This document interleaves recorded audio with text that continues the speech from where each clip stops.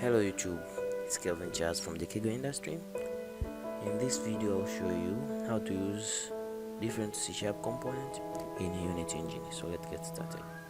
Okay, these are useful variable in Unit. The first one is float, int, string, bool, and character. Float is the variable which used to present numbers with decimal places. Integers. Int is the variable which is present integers.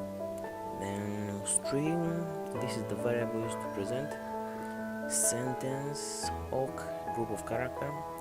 Bool, this is the variable which hold only two values, true and false.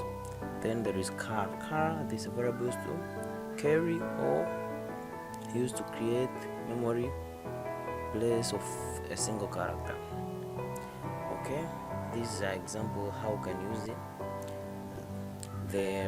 these variables in Unit. For instance, private float, speed, or to create health, or to create name, or to create any boolean, either true or false, or any character. Okay.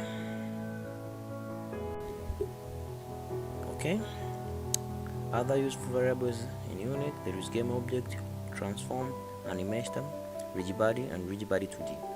Game object is variable used to hold different game objects and these game objects can be manipulated using script. Okay, transform, this hold games objects transform, and you can manipulate different transform aspects such as position, and you can scale it and etc. Animator, this variable enables you to control animation via script. And rigidbody and rigidbody 2D, this enable you to access game objects rigidbody via script.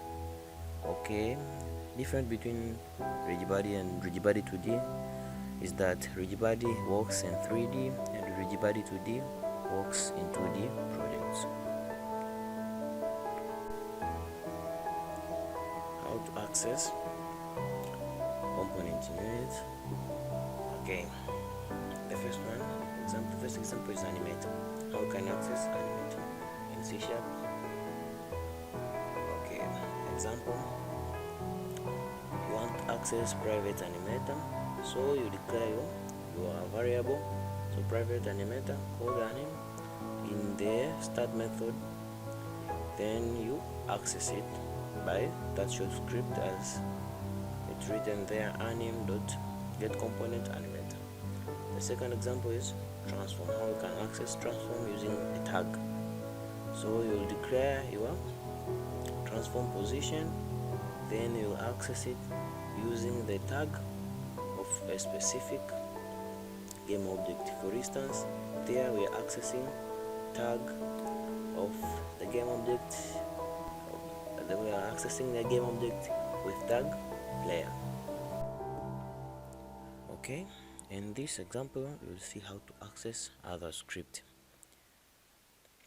Okay, so let's assume we have two scripts, the first one and the second one. The first script is called player movement, and in this script we have to access the method called health.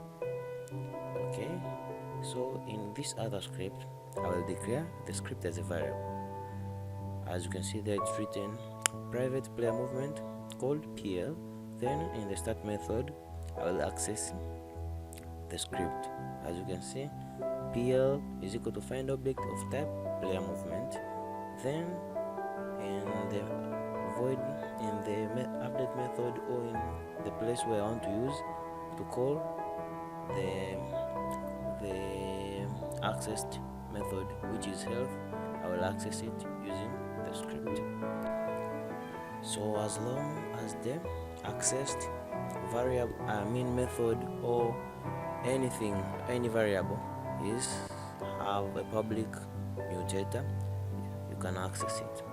So thank you for watching this video. Don't forget to subscribe and leave a like, and if you have any question or suggestion, comment below. Thank you.